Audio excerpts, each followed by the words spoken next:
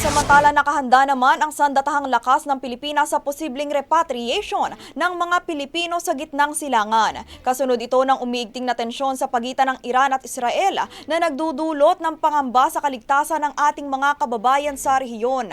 Mula sa air assets hanggang sa mga medical team, naka-standby ang Armed Forces of the Philippines para tumugon sa anumang sitwasyon. Narito ang report ni Brigada Kath Austria. Ibrigada mo! Brigada Live Report.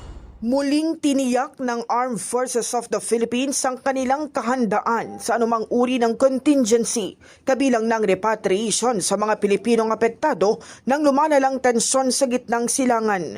Ayon sa AFP, naka-standby ang kanilang military assets sakaling kailanganin para sa ligtas sa paglikas ng mga Pilipino mula sa mga bansang nasa krisis. Should the need arise, the Armed Forces of the Philippines stands ready to assist as directed. We will be guided by the decisions and policies of higher civilian authorities in all actions related to the evolving situation.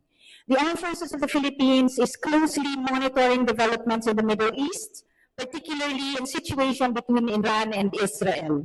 At this time, our priority is to support the Philippine government's efforts to ensure the safety and possible repatriation of Filipinos in affected areas. Sa panig naman ng Philippine Air Force, sinabi ni PAF Commanding General Lieutenant General Arthur Cordura na may sapat silang karanasan sa mga ganitong klaseng operasyon. Yung Philippine Air Force has been involved in repatriation activities, no?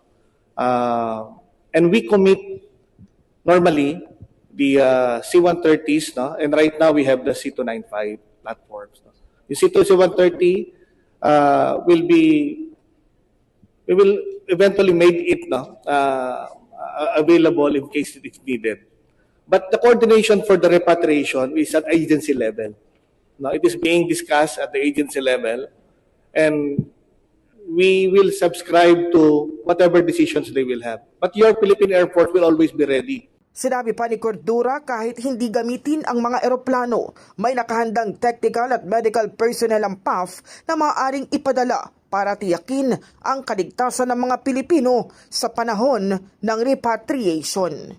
In the heart of changing lives, ako si Brigada Kath Austria ng 105.1 Brigada News of Manila, The Music and News Authority. Ang bahaging ito ay hatid sa atin ng Maxan Mangosteen Santon Coffee. Max Healthy, Max Sarap.